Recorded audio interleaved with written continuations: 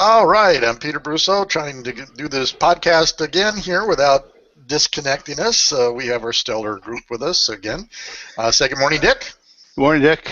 In cold Connecticut there in the Yeah. bunker, in his bunker. Come out Yeah. in the engine room back there. Yes. There you go. Absolutely. And say good morning, Frank.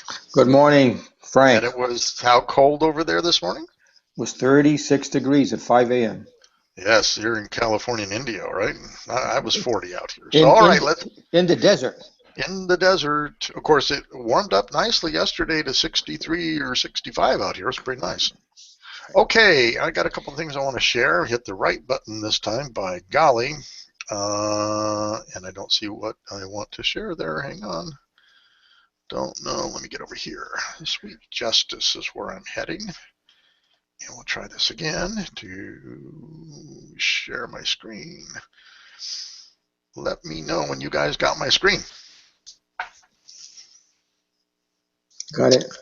All right. You might recall this scumbag who bought a pharmaceutical company and then raised the cost of an AIDS drug from $13.50 a pill to $750 a tablet because he could. And it was just a firestorm. You guys remember this guy at all? Very, very much. Yes, and so he just got arrested. Be darn. By the feds for fraud, securities fraud practice. How do you like that? Well, so there is some justice out there in the world. Okay. Next thing is Donald Trump wants to shut off the internet. That's the headline. Now he's kind of my candidate, you know, and I'm going, wait a second, how can that be? It turns out he wants to shut it off in the ISIS-controlled regions. Not a bad idea, huh, guys? No. I agree. Yeah, they're talking this morning about it. They want to use the IP address, and if the IP address is those regions that are ISIS infested, yep, they'll shut them down. Shut them off. Shut them off. That Right. would stop their recruiting, at least on the straight internet. Wouldn't stop their recruiting on social media, but of course the hacker group Anonymous is after them as well. So that's interesting. Okay. yeah. Just another bit, just a little bit of Trump news. I just saw online that Putin has endorsed Donald Trump for presidency. Oh, I saw that. Putin likes him. He's a great guy. He's a natural leader. Yeah. So Wow. I have mixed thoughts on that. Although I'm a Putin fan, but you know he is a bully, so I don't know. But usually another bully doesn't like another bully, so maybe that's a good statement there. Excuse me, good for business anyway. My next share is a 26-year-old hacker builds a self-driving car in his garage. Now, all these people have been trying to build their cars and build all these self-driving cars and have millions of dollars in investments in technology. This guy did it in, what was it, a month? Yeah, in his garage in just 1 month.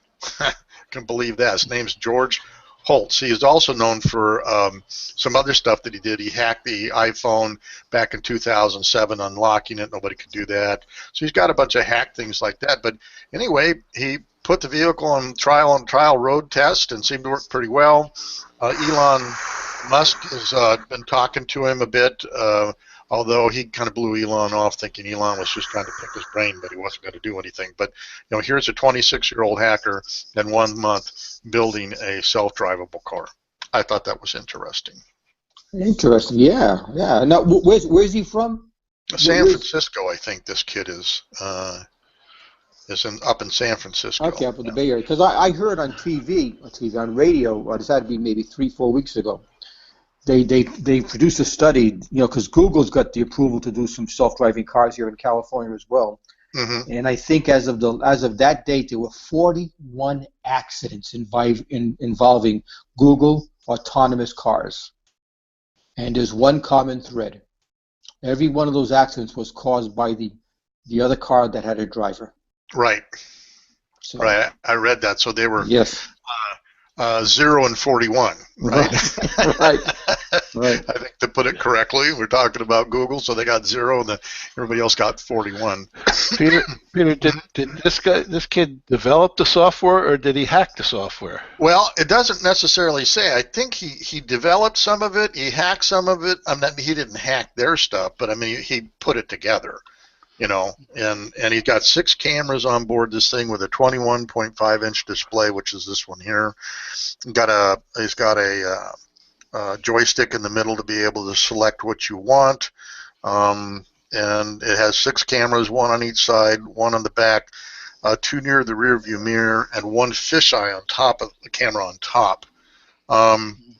Let's see, and he bought this as a 2016 vehicle that he purchased to do this. I don't know how he did that, but anyway, yeah. So he's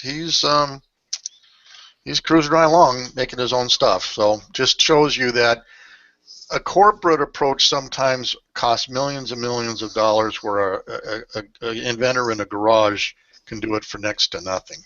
However, I'm sure that all the regulations and everything else that would have to come down, adds all this other stuff, so there's no such thing as a free lunch, and there isn't with him, and it isn't with them either. And then finally, I love this one, being a pilot. You see this? This person, this entrepreneur, has made these 2 seats that can be retrofitted into any airlines that you sit on top of the plane for your view, and has a 360-degree turns around. I mean, can you imagine getting in that and looking at what the real world is while you're flying instead of a little porthole? No. I'd love it. That would scare the hell out of me. I would love the opportunity. Yes, 360-degree, offering passengers a complete view of the skies. You want to think about, they've done about everything else for online entertainment, and then suddenly they do this. Now, this isn't a techie thing, but it certainly is technology, and that's it. I wonder what they charge for those seats. I don't know. Could be sky high, though. Yeah. No, I think I'd like that. I don't say I would. I'd take one flight like that. You betcha. Yeah. And that'd be phenomenal, I think. So anyway, all right, that is my quick trunts around the internet there. And so I got to do a prop here. I swear I always think I'm all ready to do this, and I am not always all ready to do this. So, but I am now. And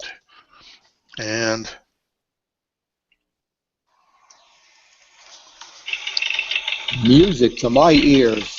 That ticker tape means it's time for there you go, Frank. It's time for this week's twin. This week in the news. Small business lessons we can get from people who are headliners, people who make news headlines. This week's twin is, hey, Shel Silverstein. Thank you for the small business lessons. And the question always is, who the heck is Shel Silverstein? Well, let me tell you about Shel. Shel was born in Chicago in 1930. He's already passed away. He attended the University of Illinois, but was expelled, and I could never find out why he was expelled, but he was expelled.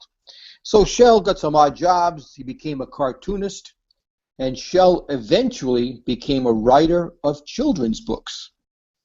And it is his children's book called The Giving Tree, published in 1964, that's 51 years ago, that gives us our small business lessons for this week or this week's twin. Let me give you the plot summary of The Giving Tree. A boy and a female apple tree are able to communicate with each other. And in his childhood, the boy enjoyed playing in the tree. He would climb her trunk, he would swing from her branches, and he would eat her apples. And that made the tree very, very happy. Well, the boy gets older, and in his teens, the boy goes up to the tree and says, you know what, I want some money. And the tree said, well, I don't have any money, but you can pick and sell my apples, and you will get money. Well, the boy did pick The apple sold him at money. He was satisfied, and the tree was very happy. In reaching adulthood, the boy goes up to the tree and says, "Hey, I want a house." And the tree says, "Well, tell you what, why don't you cut some of my branches and build a house?" The boy did, cut the branches, built the house. He was satisfied, and the tree was very happy. Now the boy's in his middle ages, and he goes up to the tree and says, "Hey, tree, I want a boat." The tree says, "Well, here's what you can do. You can cut my trunk and make a boat." The boy did, cut the trunk, made a boat. He was very satisfied, and the tree was very, very happy. The boy is now an old man, and he goes up to the tree one more time, and the tree said, "Sadly, my friend, I have nothing left to give you. You've taken my apples, you've cut my branches, my trunk is gone. All I have is my stump. That's all that remains of me." And the boy says, "Well, that's okay. All I want is a quiet place to sit and rest." The boy sat on the stump and rested, and the tree was very, very happy. Small business lessons from the giving tree. Obviously, the giving tree is a metaphor. Your business is the tree, and your client is the boy. And here are the two small business lessons. Your customer, just like the boy in the book, may not always know what they want. Okay? So your business, being the tree, the lesson is to follow this adage. It's a three-parter. Number one, sell what your customers want, because that's what they're going to buy. But deliver what your customers need. Your customers will appreciate you so much more. Okay? Small business lesson number two. Every business is taught to treat their customer as king. And we should. And we should. Your business, just as a tree did, sacrifices everything for the good of your customers. But your customer, as the boy in this story, the boy never once expressed his appreciation. The small business lesson here is customers tend to only appreciate what they pay for, and the more they pay, the more they appreciate. So business lesson number two is treat your customer as king, but there are no free rides. Get paid for the value you deliver. And that's my twin for this week. Well, that's apropos for what I'm going to talk about. Well, that's very cool. I'm glad that worked out. I was sure that the last thing that the guy was going to ask for was to cut down the rest of the stump to make a coffin. There you go. No, Shell. But by the way, Shell could not get this book published. He had to go to a number of publishing houses, and the biggest reason they gave was the story was too sad for children. And well, I think there's some great business lessons as I because I just did it. Great business lessons of the tree and the boy. Well, you can give everything you have, but they may not appreciate it or take advantage of it. The moral of the story is if you give the customers everything they want at the price they want, you'll probably go out of business. True. True. Yep. So true. Yeah. Absolutely. Okay, so then we're going to come back to Frank. And on your write-up, can you send me if you have a write-up or anything on that? Yeah. It's a Word doc. I'll send it to you. I'd actually like to print that out and give it to some of my clients. I'm serious. No, it's very true. Yeah. It really is a well-illustrated story from that standpoint. Did he ever make any money at it? Yeah. He wrote quite a few books, and this one being the most famous one. But no, he did well. Not bad for a kid who got thrown out of college, University of Illinois. I think you specialize. Were you thrown out of college too, Dick or Frank? 3 times. True. It's true. It's true. Is that right? Yeah, Well, 3 times. I Yeah. think you have a propensity, like an old alumni, to find people who didn't These finish college yeah, or throw it out. these people are my peeps. But I eventually did graduate. So yeah, but yeah, I was thrown out 3 times. Yeah. Oh, God. Well, my only story with that is I enrolled in college, and the next time I went, they'd moved to college and didn't tell me. So I don't know if that There you go. constitutes for getting thrown out or Yeah. not. But there you go. There you All go. right. So My Dick, college was the United States Navy, and I graduated with honors. So There you I go. got my discharge, honorably discharged. But that was it. University of the United States Navy, right? Yeah, yeah. I apologize if you can hear the noise in the back. Well, you're in the Someone, engine room. someone's vacuuming upstairs. I don't know if you can hear that or not, but it'll go No, away in a minute. but we'll hear the water softener or the water pump. Yeah, That's yeah. why I'm teasing you. You're in the Navy again. Furnace. You're in the engine room That's right. of the bunker. That's right. That's right. Yeah, you got it. All right, so it's my turn. Yeah. All right. Well, I have my section today is maybe you could call it a bunch of random thoughts, rather than a specific topic.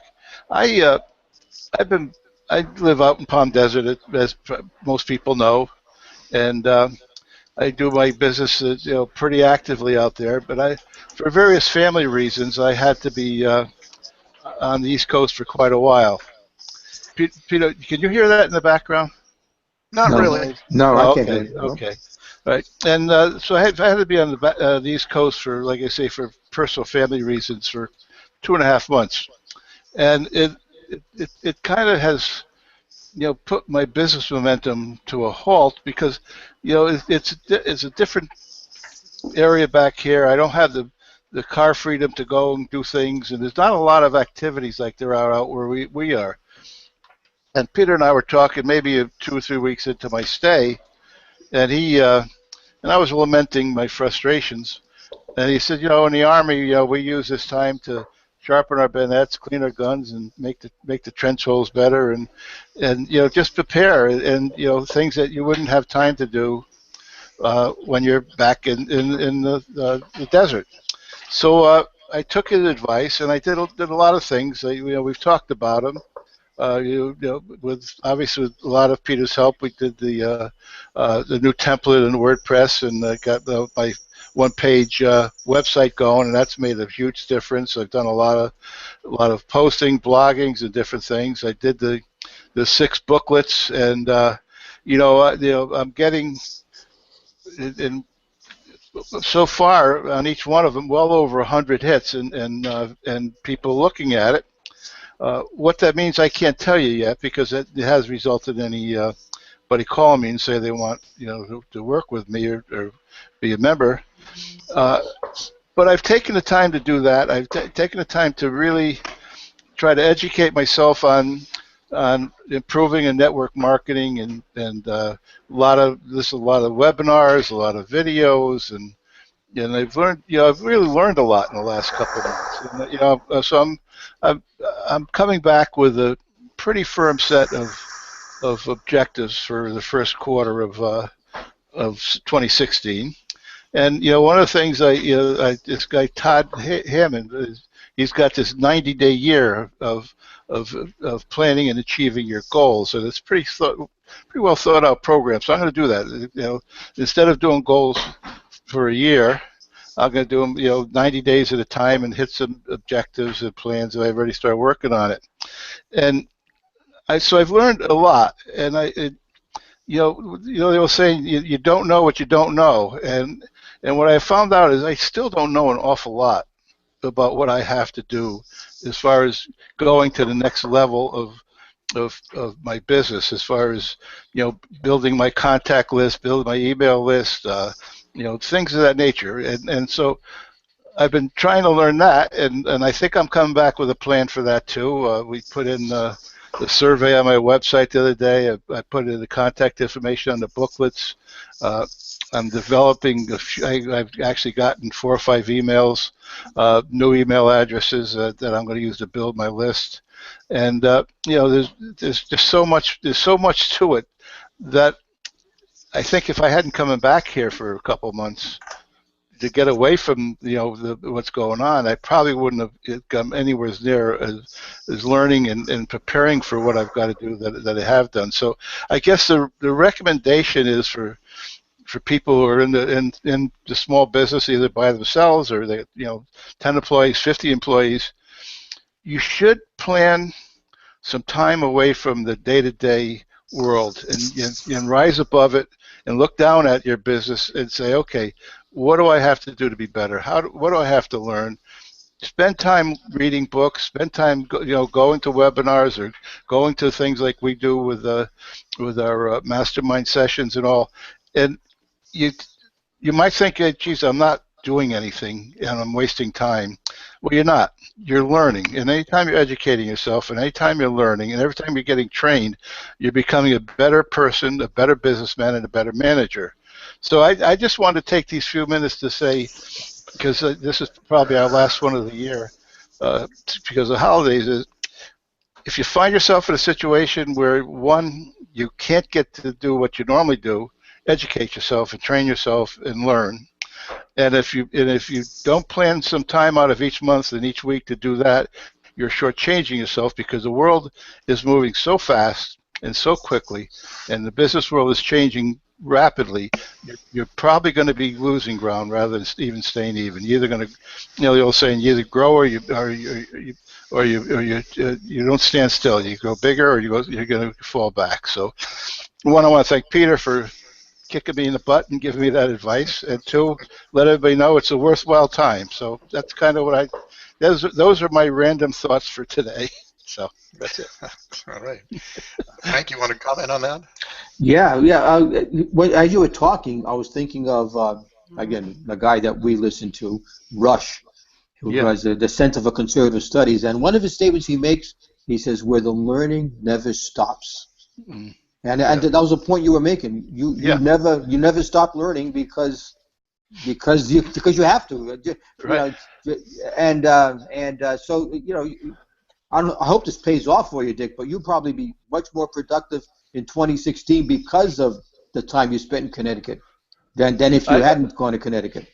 Yeah, I think I will be. I think I'll be going about it differently. And the learning never stops. But if you don't stop to learn, you're going to be in big trouble in over a period of time. So very good. That's true. I think that should become your tagline now, Dick, on your emails and stuff. Yeah. Yeah. If you fail to stop to learn, then what's going to happen to us? We're going to fail. We're going to fail. Yeah.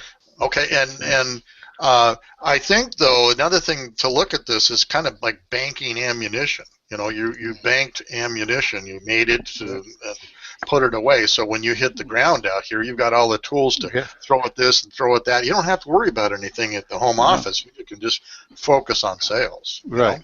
That's right. Yeah. I think the other thing about all three of us is we always find new things during the week that we share with each other.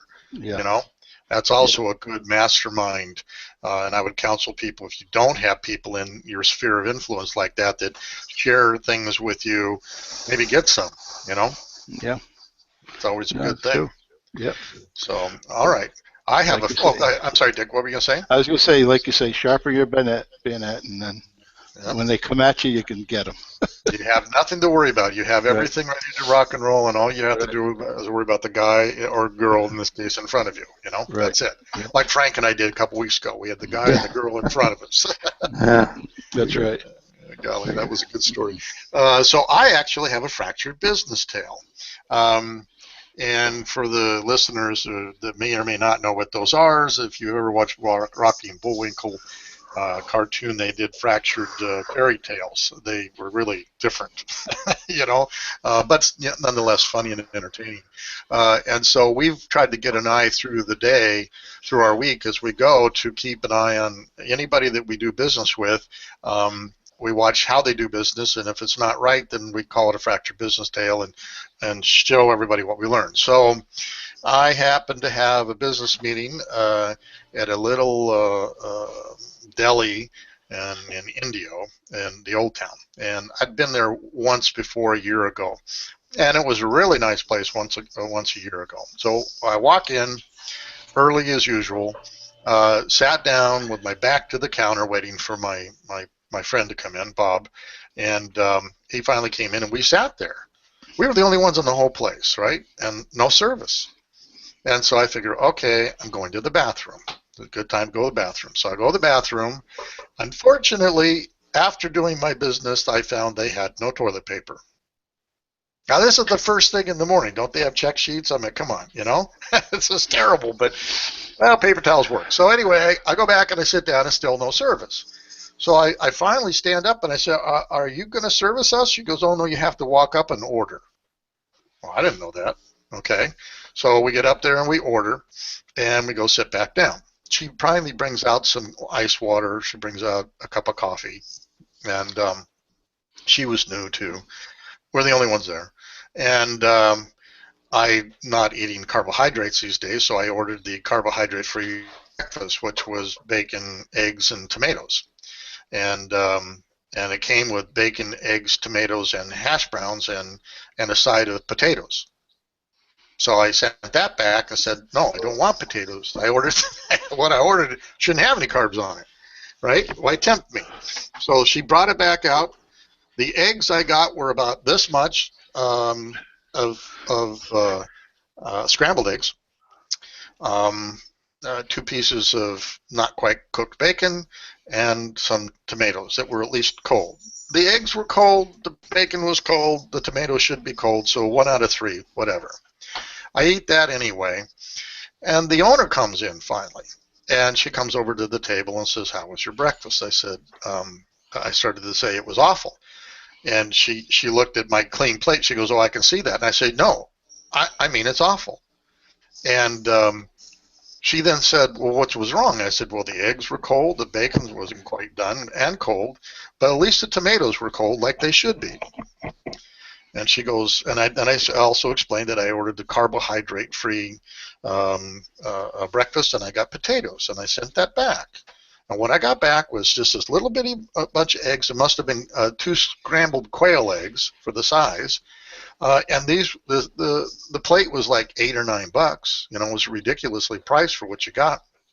And I said, we sat here and never got waited on. She goes, well, you have to go up to order. I said, how do I know that? She goes, the sign behind you. Yes, I'm not looking at the sign because it's behind me. Is there a sign in front of me anywhere? No. Is there a table tent? No. I said, but you do have a table tent that has a QR code that takes you to, I thought, the website, because the menu board is written so small that anybody over 60 can't read the damn thing. You know? So how do we even know? Matter of fact, the way we ordered was when we finally figured out we had to stand in front of the counter, we got a menu, which in fact we could read, and that's how we ordered, just off the menu that isn't on the table. Why don't you have a menu on the table that at least somebody can order from? And the QR code did not take me to the website. I finally found the website. I found the menu on the website so I can order. And she goes, well, you have to look at the sign behind you. I said, oh, so it's the stupid a customer problem here at this table. Is that what you're trying to tell me? I was tough on this woman, right? And I said, and at least if you're not going to have toilet paper, at least have soft paper towels, would you? I mean, can you think that far ahead? You know? I mean, come on. What the hell?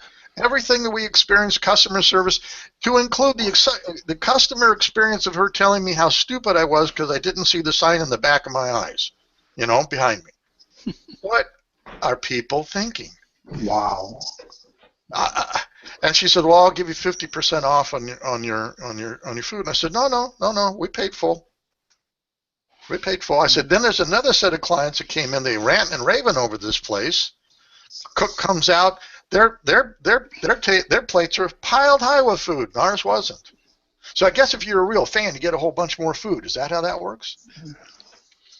So I said, I think you have a mismatch of customer experience. You might want to pay more attention to that, you know? Mm. So, and the place was immaculately clean. You wouldn't expect anything. The bathroom was immaculate, you know? No toilet paper. That's how my experience started out that day. So how was the experience left with her? What did she do before you leave? Nothing. I mean, she apologized. No question. She apologized. I even looked up their Yelp reviews. They have 4.5 stars for 84 reviews. So I must have got there on a bad day. I mean, just based on what everybody else would have to say. But I don't know. So, and I seldom ever, you know, guys, I usually bite my tongue. I usually don't let it all hang out like that. I mean, I do with friends, but not strangers and stuff. But yeah, but I couldn't help myself at this point. I tried to be constructive. I said, I know I'm going to be the worst client you've ever had today, but I will come back. I will give you a second chance. No question. You know, everybody can have an off day, but you got to listen. I mean, simple procedures like every restaurant that I know that is worth anything has a checkoff on the door required by their employees to check the bathroom every hour for cleanliness, you know? Yeah. I mean, that's just a simple procedure. And I was the first client in the morning, although I think the cook went in to the bathroom before I did, used the toilet paper, never replaced it. That's my suspicion, because when I went in there, he was coming out. So, you know. Was the bathroom unisex? Yes. Oh, wow. Go think that out. If now, did the cook hear you complain? No, he didn't. She wanted to bring him over, and I said, no, I don't need to battle with the cook. You're the boss. I only need to tell one person. That's the person in charge. I don't need to tell him. You know, you need to fix the problem. I wonder how your food will be prepared next time you go in there by that cook. Yeah, I won't go in. I actually will not go in. Well, but you said you were going to go back. I said I'd give her a second chance, but maybe in a year he'll forget, or maybe they'll have a new cook. Who knows? Yeah. You know? Okay. Wow. You're right, and that is a big concern. Absolutely. You know, they take revenge out on people that talk honestly and give honest. Isn't this a place you bragged about how great their sandwiches were? No. Oh, it's a different place? Yeah, the place which is in great customer service is TKB, the bakery, TK Bakery. Oh, yeah, okay. Yeah, oh, my gosh. Dick, I've taken you over there, too. Yeah, that's really good. Unbelievable. Good. Unbelievable group of people, too. You know, great product, great service. In an industrial park, you can't even see them from this industrial road, but they're flocked. You know, they're one of those cases where reputation far precedes any other marketing you'll ever need to do. You know? But Peter, you know, it just shows.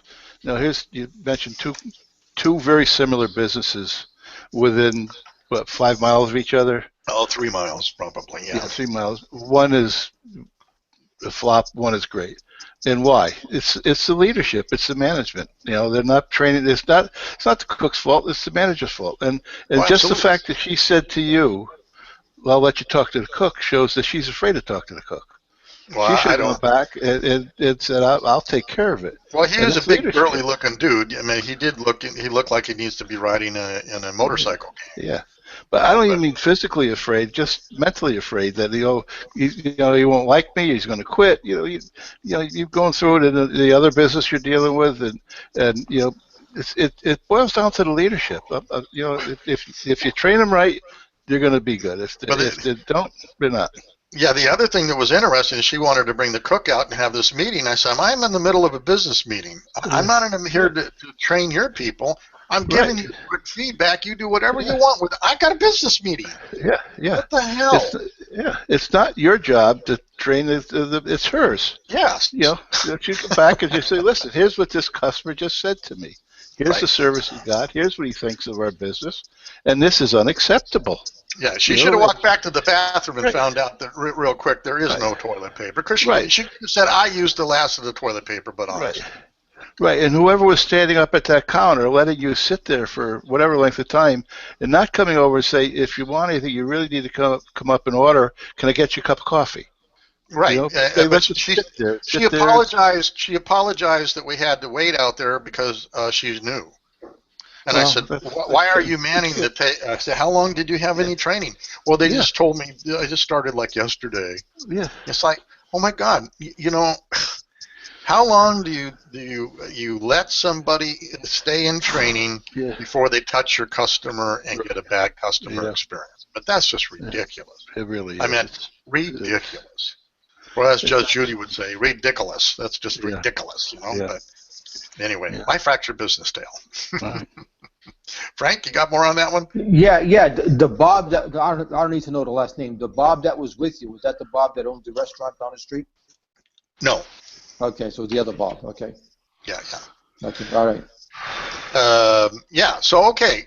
My next thing is I'm starting to consult for a tech company, and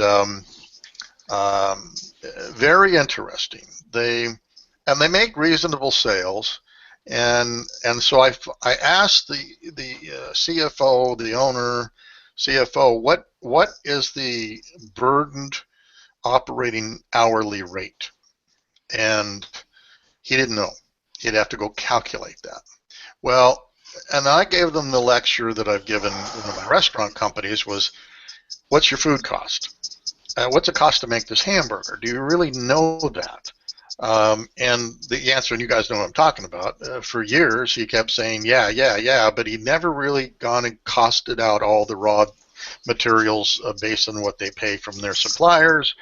And he finally did that last year, and he found out he was giving food away. And in this particular tech company, I said, what does it cost to do these various services? Well, this is their cost. I said, how did you arrive at that? How much tech time does it take to do those things? And they could tell me the tech time, sort of. And I said, well, you got a stopwatch. You can tell how long it is. And they said, well, we start some things and then we walk away and do something else and we come back. I said, start and stop the watch.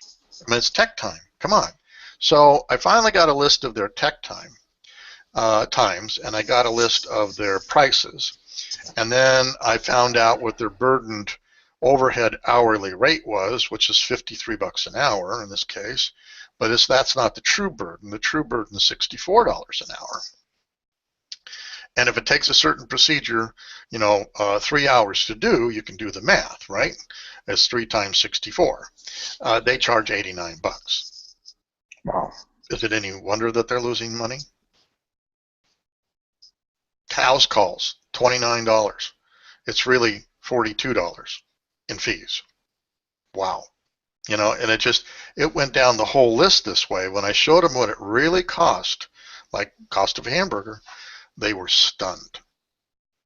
And then I said, the other problem is when you walk into their lobby, you've got all of these a la carte menus everywhere of price lists and services, and 90% of it's so technical that the lay client won't even know what it is. And I said, this was the same lesson 2 years ago that I gave them when I took them to one of my favorite restaurants who has a 10-page menu. And I asked them to start reading out loud the menu. 20 minutes later, they were on page 3 of a 10-page menu. And in the restaurant business, you need to take that order within 10 minutes and service within 15 and get them the heck out of there in 30, let alone letting somebody read a third of the menu in 30 in 20 minutes, So I said, here, guys, stand out here. So I had them all stand outside looking back on all these boards like a client would see. And I said, there are so many choices here that if you give a client so many choices, they won't choose. They won't know what to choose. And that's what we've got going on here. It's so busy and technical. I read off some of the things. I said, do you think a layperson understands that? No. And even with you guys, there's some fine distinctions between one fee and another. What's the difference between the two? Well, very little. Then why do you have it up there? That's just stupid, right? Well, 4 years ago, I toured the Coachella Valley to go to various tech shops that were in the similar business to see what the customer experience was, how clean the shops were, things like that. And we ran into one shop that charged $99 an hour. No matter what he did, it was $99 an hour. No matter what, there's only one fee, $99 an hour. And at first blush, I thought, how stupid is that, And so on my drive-in yesterday, there's only 2 things I wanted to sell. Only 2 things I want to sell. $9 an hour service, or this one get-it-all plan, okay? The get-it-all plan's $2.99. They'll take care of everything for this particular item. For a whole year. You don't have to worry about it. no labor, no anything. One plan does it all. I mean, I actually, with the numbers the night before, added up all the things that they have listed on that plan for $299. You'd spend $891 in normal fees off that a la carte board to get to this $299. So it's a $500 and some odd dollar, $92 savings. Why wouldn't you do that? Well, you think this out. One of the most popular things that they do takes 3 hours. 3 hours at $99 is darn near $299. It's very close. So why don't you just buy the $299 and get the whole year's worth? So I sat back and I said, guys, if we only sold 2 things and we start at $99 an hour, if there's any procedure that's 3 hours, you're right there at the one we make the most money on, which is $299. So we're only going to sell 2 things. So we took this probably 80 different a la carte prices to only sell 2 things. And we really don't want to sell the $99 an hour one. What we want to use is that as a sledgehammer to get them into the one where they really save a boatload of money and have the best protection. Sounds like that apple tree, huh? Yeah, it does. You know, when you talked about your apple tree story, I think we just experienced that yesterday. You know, that in fact, the best thing for your customers, hands down, is to pay one fee at $299 for an entire year of unprecedented support and free support, free fixing, free diagnostics, free everything for $299. So let's open this up for discussion. What do you think, Frank? Does this story not match your Apple story? Yes, it sure does. And I was just thinking as you were talking, I just signed on, and I'm late to the party, the Amazon Prime. Okay. And, $99 a year. Right. And you get free shipping. Mm-hmm. You get free music. Free videos. Free videos. Online streaming, right? Free videos. Whether you use all of it or none of it, it's $99 a year. Yes. And I'll tell you, it's a no-brainer. It's a great deal. It is a great deal. And Amazon says use a little, use nothing, use a lot. $99.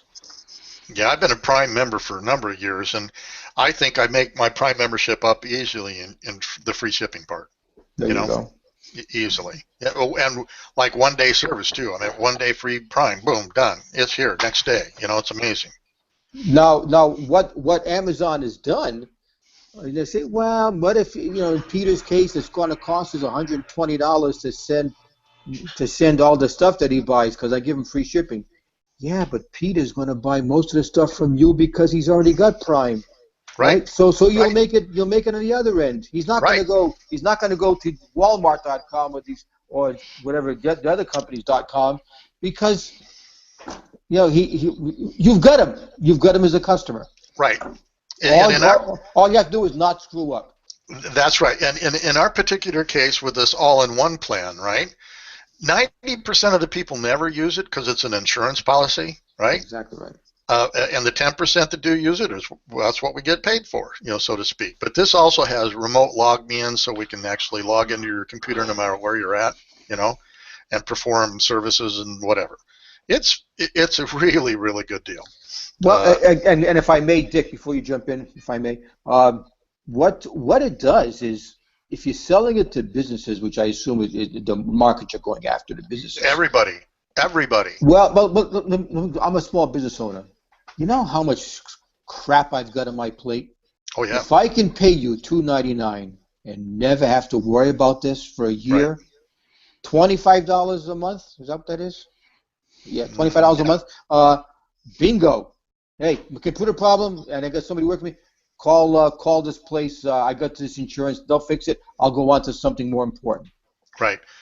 Of course, that's $199 or $299 per computer. Beautiful. It's $199 for the second or anyone thereafter. Okay. So we're giving discounts, but yeah, your whole company can be protected with one fell swoop. Unbelievable deal. I mean, I love it. You know, it's too bad somebody has come up with a way where they could do my legal services in the same boat. What do you think there, Captain Dick? Yeah. Captain Well, Bentley down in the yeah. engine room? What do you think? Well, we talked about it earlier, and actually even earlier in the week, and it's all like the insurance actuaries. These companies know exactly what percentage of the people that take their prime or legal shield or whatever, just what percentage of the people are going to use it. And like you say, it's one, it builds like loyalty to the company. Two, you're going to get 70% of the people that probably will never use it, and that's pure profit. So yeah, you can see more and more companies going that way and doing very similar type of programs. Just it locks you in, and they make a lot of money because not every there's the local gym charges a membership. Okay, there's a Planet Fitness down here that charges a member. It's $10 a month. And you say, geez, how the heck could they make money at $10 a month? Well, Most don't use it. Yeah, when I talked to goes back 3 or 4 years. I talked to the manager. I said, how are you able to make money on this? He says we have. I think he said they had 3,000 members, and about 200 came on a regular basis. Mm-hmm. But all 3,000 were sending them $10 a month. So he's making a fortune. And he doesn't have to expand. It's not the wear and tear. So it's a great business model. It's one that makes a tremendous amount of sense for the consumer and the business. It's good. It's a win-win situation. Yeah, the one plan that we have, I don't know why we sell anything other than that. Yeah. I mean, it's the best deal for the client and the business. I mean, Yeah. it's super win-win. Yeah. And that's why I said, okay, we'll do $99 an hour. And when you turn your computer in, how many hours is it going to be? We don't know. But if you get this plan, we don't care. It could be 100 hours. You only pay one plan. You're right. And the other side of it, Peter, is now that you've gotten them to look at their overhead costs, you can start looking at how can I reduce those without affecting service. So you can increase your profit on the back end too, because now you have more of a handle on everything, and you know what your income's going to be. You look at your SG&A and say, okay, where do I have fat? Knock it out. Take it from 56 to 40. Right. You make Well, more money. they used to think that their goal was $400 in sales a day, and they would be in great place. And yet the home office keeps saying we're losing money. Yet we know we're making a good boat of money, but we're still losing. How is that possible? Well, nobody knew that until I said, what is, somebody stop and with numbers, tell me what our burdened overhead rate is. Yeah. Hourly rate. Yeah. And it turns out they need to sell $520 a day just to break even. That makes no profit. Right. Absolutely. I mean, their goals were set. They were hitting their goal, but the goal was a rubber yardstick. It wasn't the right answer. It always goes back to, if you can't, as a business, if you can't tell me how much it takes to make this pen, if that's what you do, you're not a businessman. No. You don't know what to sell this out for. Right. You truly do not. Yeah. And it's just amazing how many companies alive today don't know their basic costs for what their services or product is. Right. And a lot of them will add up just what it costs to go in there and the labor, but they forget the overhead. Right.